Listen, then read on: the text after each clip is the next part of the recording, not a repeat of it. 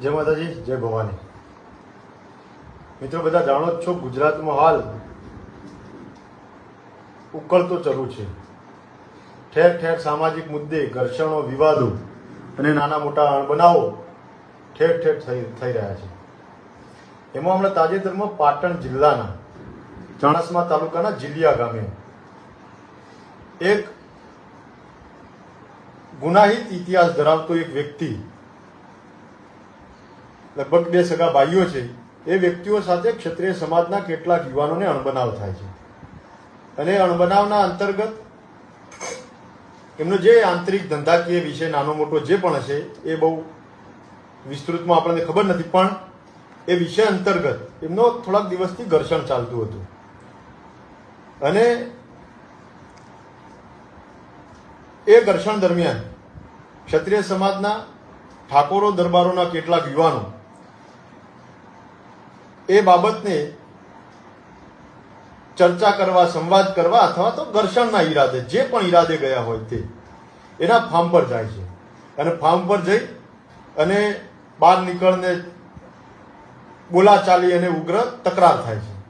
એ દરમિયાન જાણે ગુજરાત પોલીસ તો પ્રોટેક્શન આપવા આવી હોય, ગુજરાત પોલીસ તો ભારતના એક વીઆઈપીનું જાણે પ્રોટેક્શન કરતી હોય, મહિમા મંડન કરવા આવી હોય, એને છાવરવા માટે આવી હોય, એ પ્રકારે અગાઉથી ત્યાં આગળ હાજર હતી।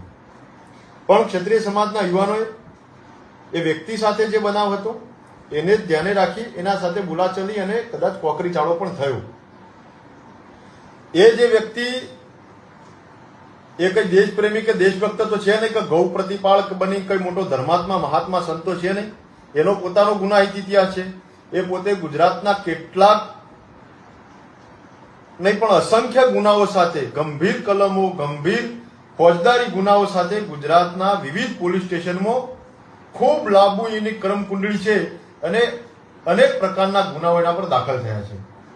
પોલીસે આ વ્યક્તિની ધરપકડ કરીને ક્યારે રિકન્સ્ટ્રક્શન કર્યું નથી, પણ ક્ષત્રિય સમાજના ઠાકોરો દરબારોના કેટલાક યુવાનો ત્યાં આગળ ગયા અને એ દરમિયાન પોલીસના એક જીઆરડીનો કદાચ એ ડ્રાઈવર હશે 112ની ગાડીનો, એ ગાડી લઈને ત્યાંથી ભાગી છૂટ્યા।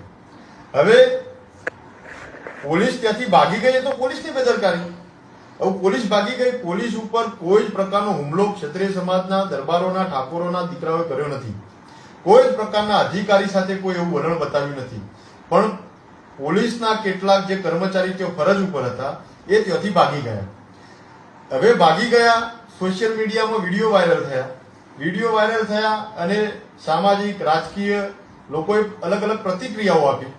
એટલે પોતાની પ્રતિષ્ઠા બચાવવા માટે આજે તાબડતોડ આવેશમાં આવીને પાટણ જિલ્લાના એસપીએ અને કેટલાક પોલીસ અધિકારીઓએ ખોટો રોબ જમાવા અને આ સામાજિક તત્વ જે પોતે ગુનાહિત ઇતિહાસ ધરાવે છે, અનેક ફોજદારીની ગંભીર કલમો, ગુનાઓ જેના પર દાખલ છે, એવા વ્યક્તિને છાવરવા માટે ક્ષત્રિય સમાજના ઠાકોરો દરબારોના 18 દીકરાઓનું સડે ચોક વરઘોડું કાઢી રિકન્સ્ટ્રક્શનના નામે જે બર્બરતા સાથે, જે ક્રૂરતાપૂર્વક જે દમન આચરવામાં આવ્યું છે એને સમસ્ત ક્ષત્રિય સમાજ વખોડે છે।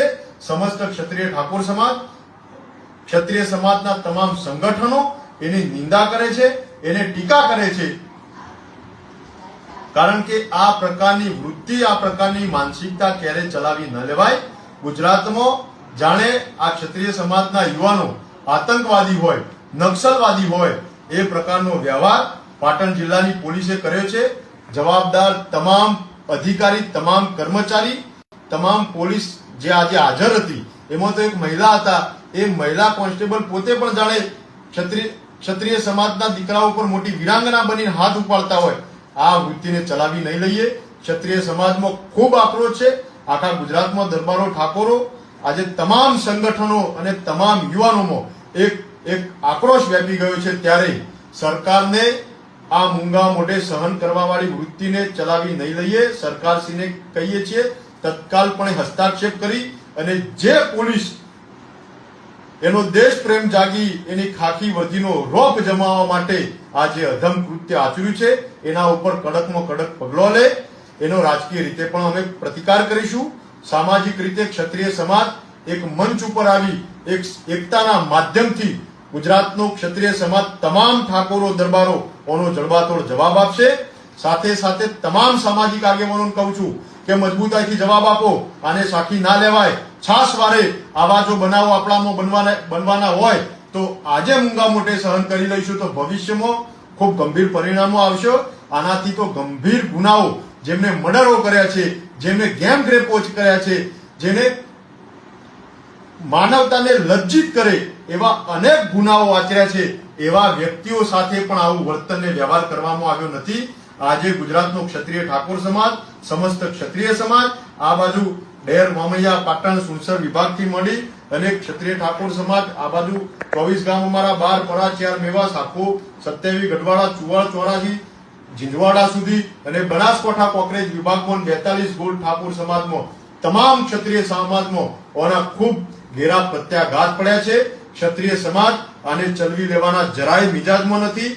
એસપી પાટણ જિલ્લાના જે પણ અધિકારીઓ છે, જે પણ કોન્સ્ટેબલ, જે પણ પોલીસ તંત્રના કેટલાક કર્મચારીઓ આમાં ઇન્વોલ્વમેન્ટ અને જે વીર યોદ્ધાઓ બની અને જે બર્બરતા આચરી છે એના સામે જડબાતોડ જવાબ આપીશું. કાયદાકીય પગલા પણ ભરીશું. કોર્ટ રાહે આગળ ચાલીશું. તમને કોઈ અધિકાર ભારતના સંવિધાને આપ્યા નથી કે તમે કાયદો અને વ્યવસ્થા હાથમાં લઈ અને તમે આ રીતે ખુલ્લેઆમ લાઠીચાર્જ કરો, ખુલ્લેઆમ મારવા ઝૂડવા માટેના આવા પગલા ભરો. આજે તો લોકશાહીને તમે લજ્જિત કરી છે. ભારતના સંવિધાનનું તમે ચીરહરણ કર્યું છે અને એનો ક્ષત્રિય સમાજ જવાબ માંગશે. આના માટે આખા ગુજરાતના ક્ષત્રિય સમાજને આકલ કરો કે જડબાતોડ જવાબ આપવા માટે તૈયારી કરો. પાટણ જિલ્લાની અંદર ક્ષત્રિય સમાજની આપણી રાજધાની છે અને આપણી રાજધાનીમાં આ પ્રકારની વૃત્તિ ક્યારેય નહીં ચલાવી દેવામાં આવે. એ ચાહે ખાદીની મિલી ભગત હોય કે ખાખીની મિલી ભગત હોય કે સરકારની ક્ષત્રિય સમાજ પ્રત્યેની આવી દેશભાવવાળી આવી વૃત્તિ, આવી વેર જાવવાળી આવી ભાવનાને સાખી નહીં લઈએ. એના માટે ક્ષત્રિય સમાજ જવાબ આપશે. હું વ્યક્તિગત આનું ખંડન કરી, આનો ઉગ્ર વિરોધ કરી અને ક્ષત્રિય સમાજ પોતાની એકતા અને અખંડિતતાનો પરચો આપવાની તૈયારી સાથે રણ મેદાનમાં આવી રહી છે.